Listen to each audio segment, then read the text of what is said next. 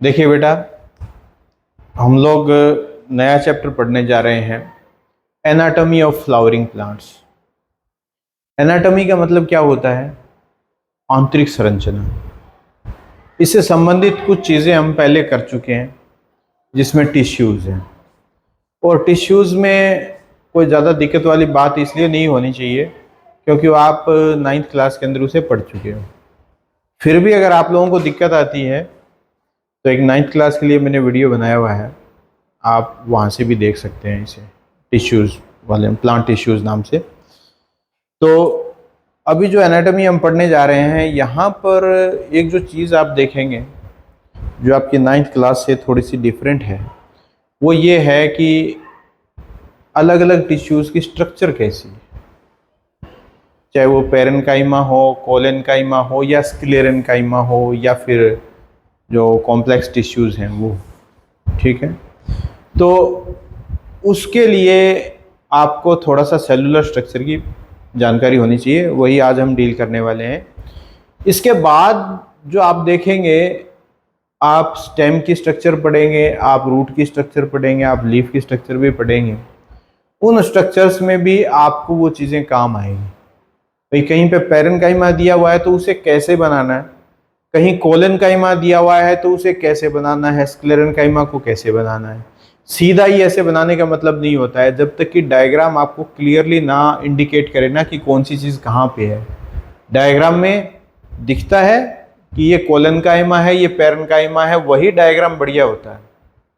तो थोड़ा सा आपको सेल के स्ट्रक्चर के बारे में जानकारी दूंगा, क्योंकि आप आगे जितने भी स्टेम की और रूट की इनकी जो स्ट्रक्चर बनाएंगे ना, तो उनमें ये चीज़ें आपको काम आने वाली है। ठीक है, वैसे तो सेल आप पढ़ चुके हैं ना, पहले कोशिका के बारे में पढ़ चुके हैं आप। अभी प्लांट सेल को बनाते समय हमें किन किन बातों का ध्यान रखना चाहिए, ये देखेंगे। देखो बेटा, सामान्यतः प्लांट के टिश्यूज को हम कैसे बनाते हैं, अभी इस बात पर हम चर्चा करेंगे।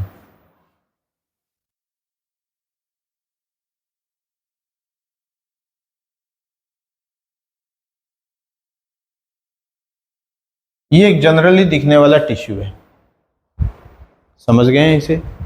अब देखिए इसमें क्या होता है, अंदर की तरफ देखते जाना, ये सेल मेम्ब्रेन है और ये न्यूक्लियस है। प्रत्येक के अंदर यही होगा बेटा।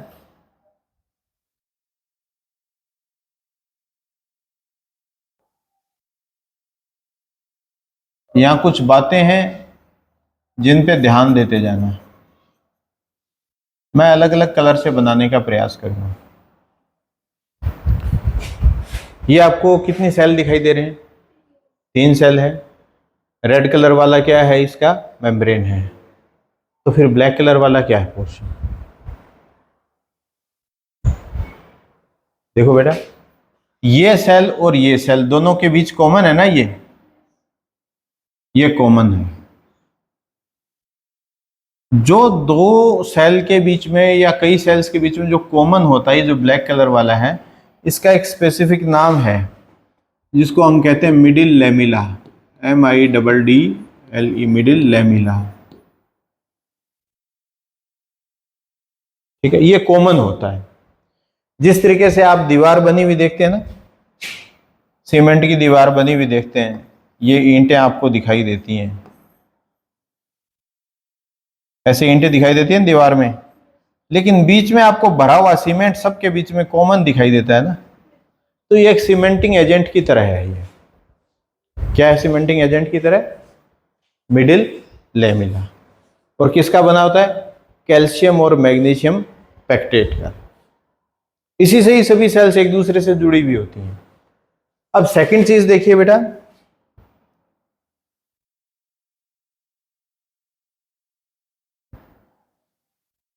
यहां से कुछ चीजें आपको और भी क्लियर होंगी।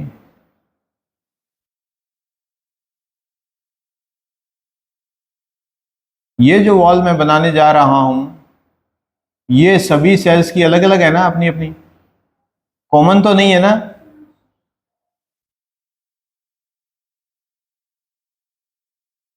जो सबसे पहले वॉल बनती है वो क्या कहलाती है? Primary cell wall. ये कौन सी सेल वॉल? देखिए ये तो हो गई ब्लैक वॉल, तो मिडिल लैमिला हो गई। ये जो हमने ब्लू कलर से बनाई है ये क्या हो गई? Primary cell wall. ठीक है, अब इसके बाद एक और बनाता हूं मैं।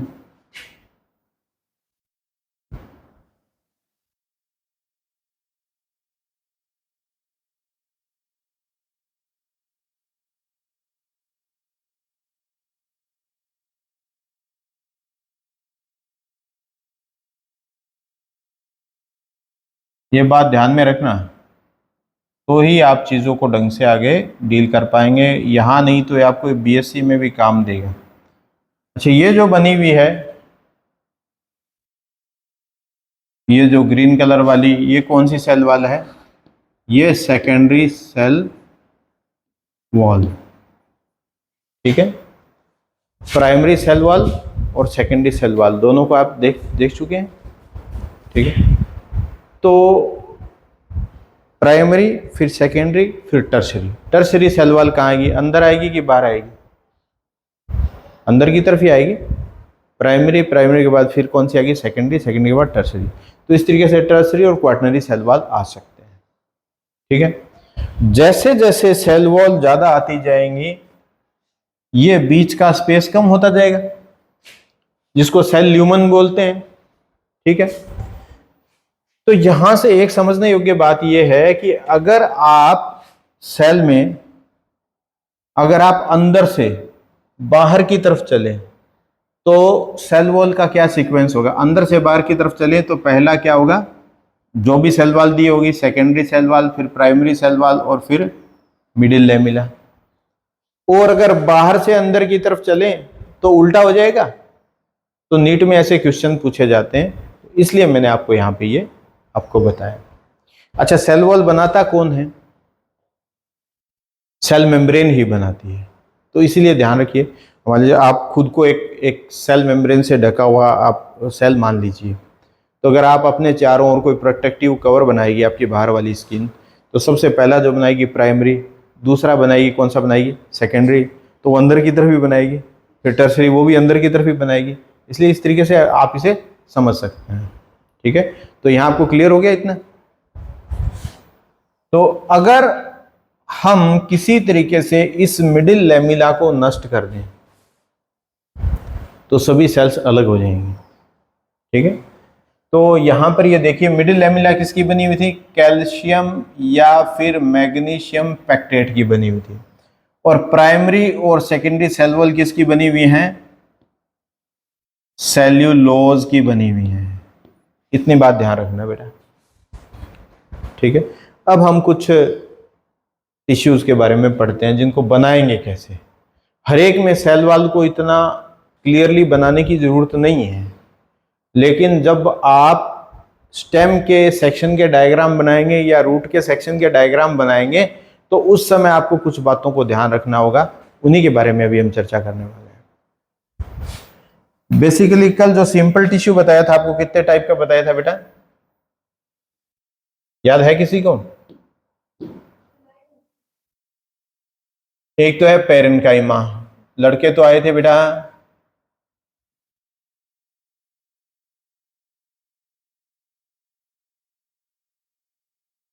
पेरेन्काइमा। दूसरा मैंने बताया था कोलेनकाइमा। तीसरा मैंने बताया था स्क्लेरेनकाइमा।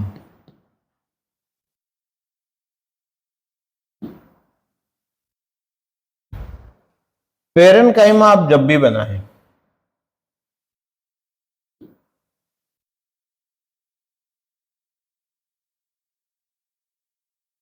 उनकी सेल वॉल आपको बनानी है पतली।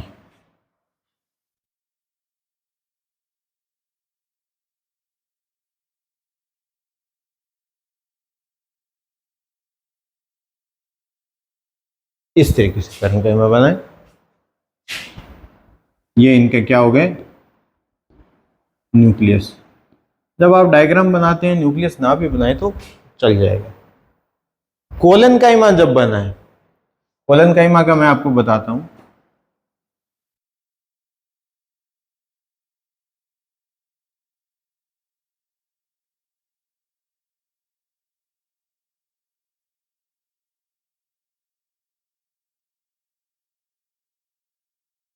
कोलन काइमा जब बनाए तो आपको क्या करना है, इस तरीके से इनके जो एंगल्स हैं वो मोटे बनाने हैं।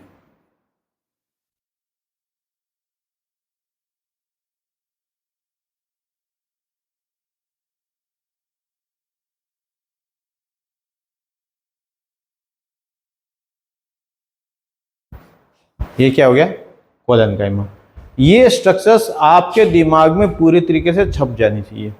पेरेन्काइमा बनाना है, चाहे आप गोल बनाएं, आप ऐसा भी बना सकते हैं, आप ऐसी सेल्स भी बना सकते हैं। पेरेन्काइमा के अंदर ये कोई हार्ड एंड फास्ट रूल नहीं है, आप ऐसी सेल्स भी बना सकते हैं।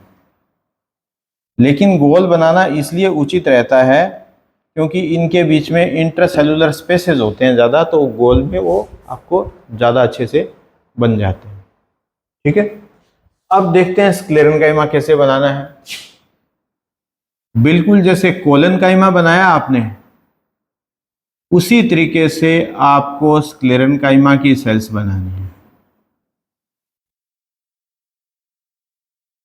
अच्छा, ये भी कोई फिक्स रूल नहीं है कि आप पंचभुजाकार आकृति बनाएंगे या फिर षटभुजाकार बनाएंगे, कैसे बना सकते हैं। ठीक है, इसमें कोई दिक्कत नहीं है। मतलब आपको ऐसा एंगुलर जरूर दिखाना है, लेकिन ये कोई ये नहीं है कि इसमें एंगल्स का नंबर फिक्स है, कुछ ऐसा कुछ नहीं। ठीक है, जब स्क्लेरेन्काइमा बनाएंगे तो आप उसे इस तरीके से बनाएंगे।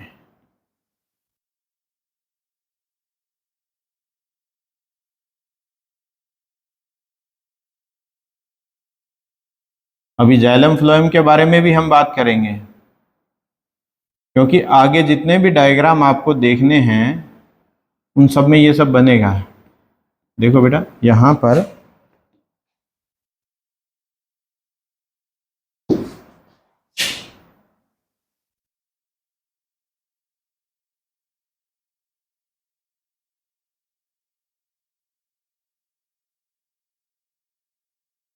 ये मोटा क्या बनाया है मैंने बेटा, cell wall.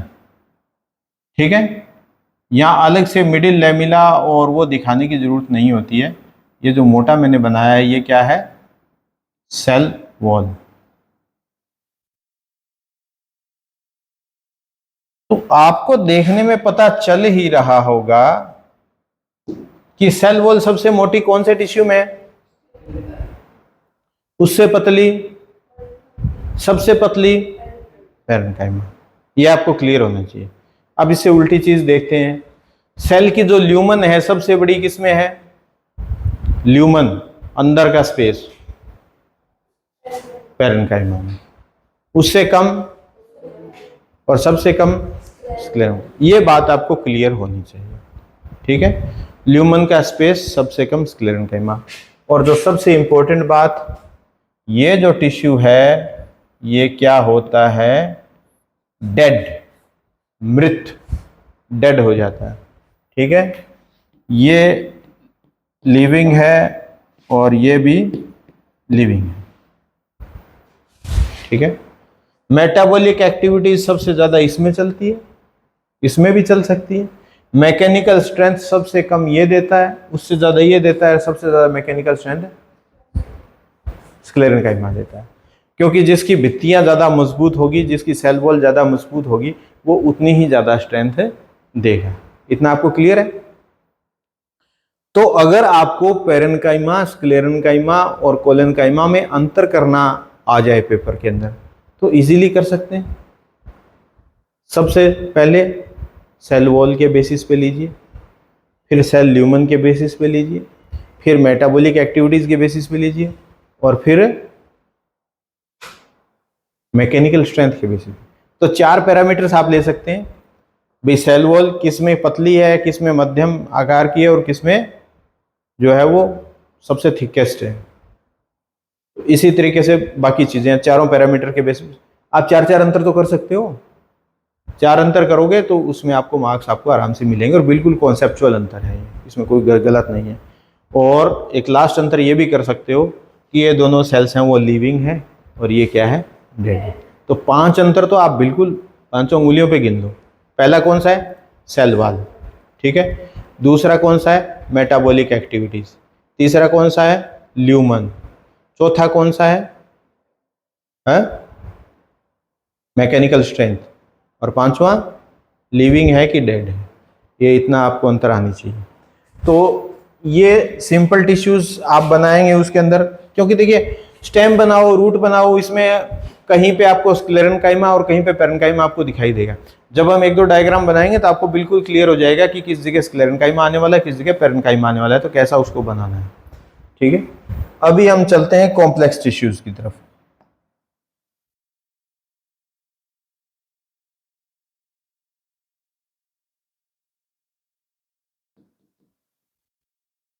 Complex tissues, complex tissues के अंदर आप दो टिश्यूज को पढ़ते हैं। एक तो क्या पढ़ते हैं आप, जाइलम, और दूसरा फ्लोएम। दो टिश्यूज पढ़ते हैं, जाइलम एंड फ्लोएम। जाइलम में हमने पढ़ी थी 5 टाइप की सेल्स पढ़ी थी, और फ्लोएम में हमने 4 टाइप की सेल्स पढ़ी थी।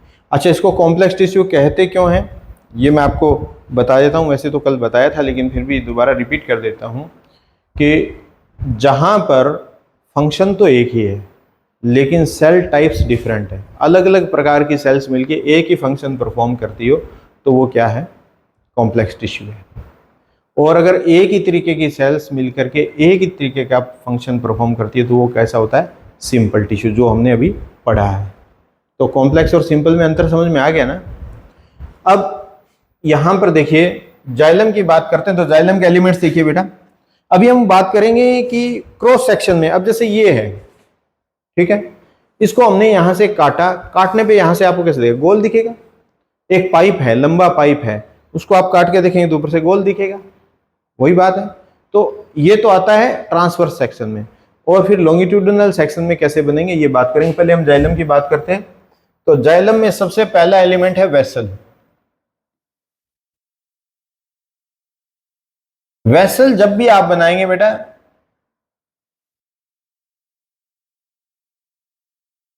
इस तरीके से बनाएंगे, और उसके अंदर की जो ल्यूमन है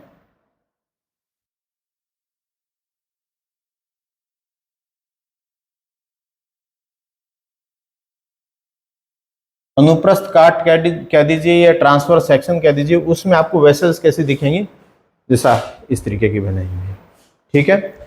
उसके बाद आपको ट्रैकिड्स कैसी दिखेंगी,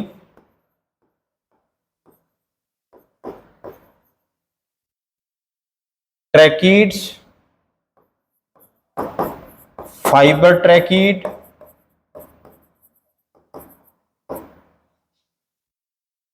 और फाइबर, तीन चीजें मैं आपको एक साथ बताने वाला हूं बेटा।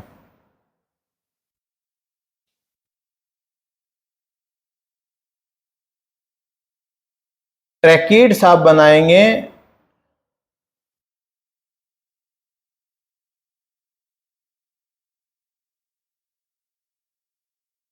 ऐसी, ठीक है। फाइबर ट्रैकिड आप बनाएंगे, देखते जाना, बस आपको अंतर समझ में आता जाएगा बेटा।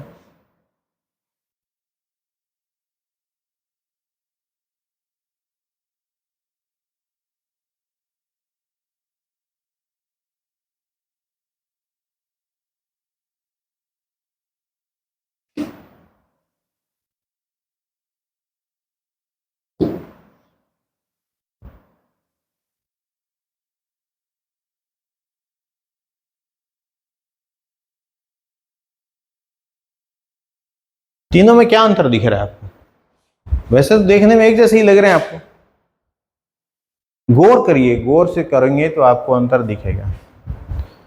सेल वॉल किसकी सबसे ज्यादा मोटी है, फाइबर। अब ये ध्यान करना, फाइबर की सेल वॉल सबसे मोटी है तो ल्यूमन सबसे छोटी है, ठीक है। फाइबर ट्रैकीड की ल्यूमन बिल्कुल मध्यम आकार की है, मिडिल शेप है, इससे तो बड़ी है लेकिन इससे छोटी है ल्यूमन। यही सेल वॉल के अंदर होगा। सबसे मोटी सेल वॉल फाइबर की, उससे पतली फाइबर ट्रैकीड की, सबसे पतली ट्रैकीड की। ल्यूमन इसकी ज़्यादा बड़ी है, इनकी छोटी, इसकी सबसे छोटी। इससे भी बहुत ज़्यादा छोटी ल्यूमन बनानी है आपको। तो ये एक बेसिकली अंतर आपको समझ में आ गया। और तीनों ही क्या है? तीनों ही हैं डेड। समझ गए? जब एलएस बनाते हैं, मतलब लॉन्गिट्यूडनल सेक्शन, आपने स्टेम को एक तो ऐसे काटा है, ठीक है, एक आप ऐसे काट रहे हैं स्टेम को, तो आप ऐसे काटेंगे तो आपको कैसे दिखाई देगा? कोई भी पाइप है, पाइप को ऐसे काटेंगे तो गोल दिखेगा, और अगर आप उसे लंबवत काटेंगे तो पाइप आपको कटा हुआ कुछ इस तरीके से दिखाई देगा ना। तो अभी हम बात कर रहे हैं इनकी, ये कैसे दिखेंगे बेटा?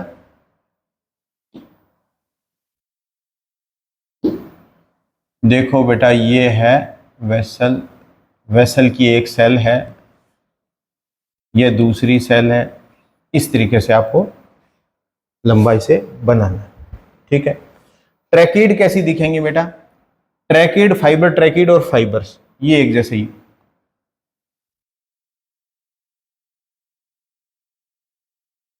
दूसरी ट्रैकीड या फाइबर ट्रैकीड इसके साथ जुड़ेगा तो ऐसे जुड़ेगा, बिल्कुल ऐसे। जो ये आप गौर कर रहे हैं ना, यहां पर जैसे एक ट्रैकीड ये है, यहां पर छोटे छोटे छेद होंगे, दूसरी ट्रैकीड इसके साथ जुड़ेगी ऐसे, बिल्कुल टेढ़ी ऐसे जुड़ती है, टेपरनिंग एंड्स होते हैं इसके। तो जाइलम इस तरीके से बनाना है। तो जाइलम जब इसके अंदर बनाना होगा आपको, तो जाइलम के अंदर क्या बनेगा बेटा? देखिए, कुछ एक तो इसमें क्या बनेंगी? वेसल्स, ठीक है। फिर कुछ एक इसमें क्या बनेंगी?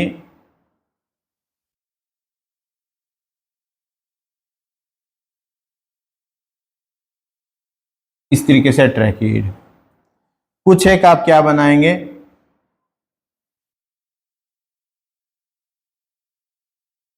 फाइबर बनाएंगे।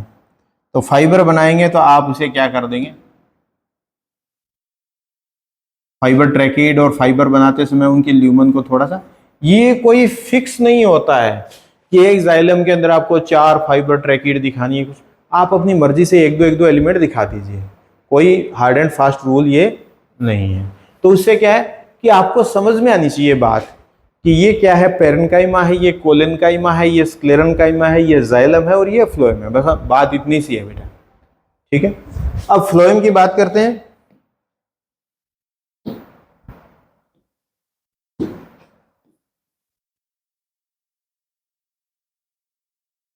फ्लोएम की बात करोगे तो फ्लोएम के अंदर क्या क्या था बेटा?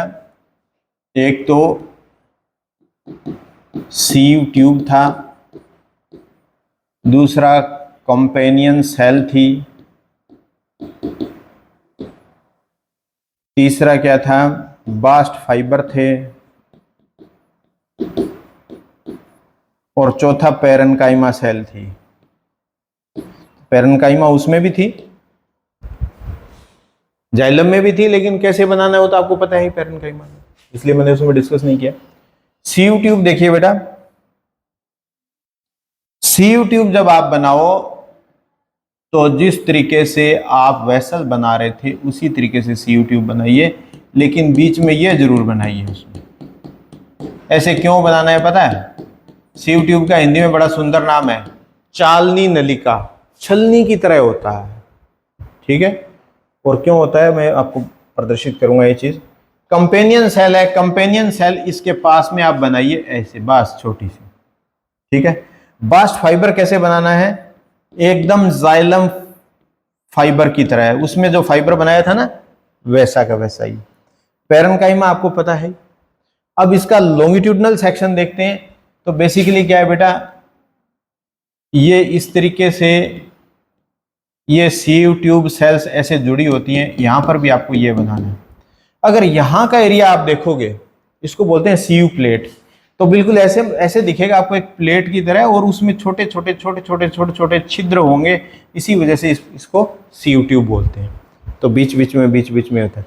अब होता क्या है, बेसिकली ये सेल्स सारी लिविंग सेल्स होती हैं, बास्ट फाइबर की को छोड़ करके, ये तो डेड होता है।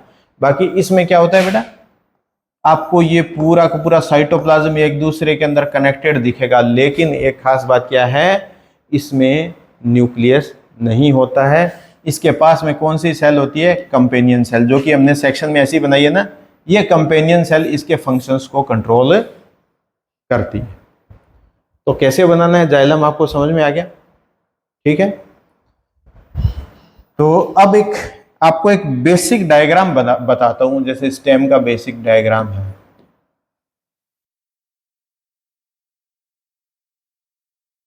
सबसे बाहरी लेयर कौन सी होगी, एपिडर्मिस, ठीक है। एपिडर्मिस के बाद क्या आएगा, कोर्टेक्स, कोर्टेक्स के बाद आएगा एंडोडर्मिस, एंडोडर्मिस के बाद आएगा पेरीसाइकिल,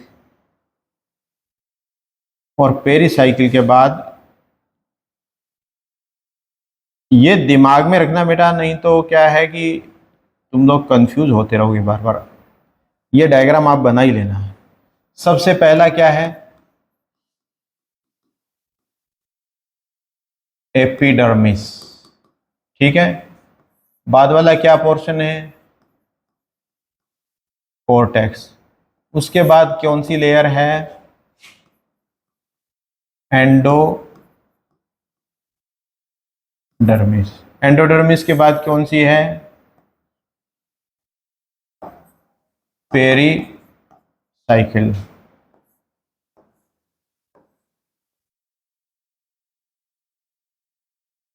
पेरीसाइकिल के बाद ये क्या है, फ्लोएम।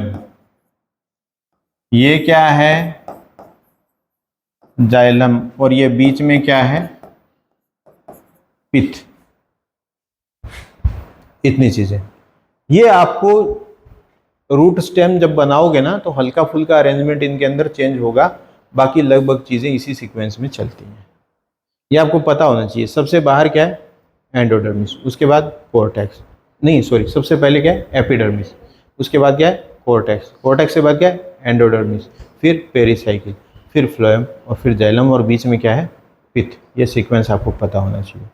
तो इसको आप बना लेंगे। यहां तक आपको कोई दिक्कत, क्योंकि आगे हम चलेंगे ना, तो बीच बीच में आपको ऐसी बताने की जरूरत नहीं पड़ेगी कि ये जाइलम आ गया कि फ्लोएम आ गया, क्या आ गया, इसको कैसे बनाना है। तो आपको इस तरीके से बनाना है। यहां तक क्लियर, कोई कंफ्यूजन, कुछ नहीं।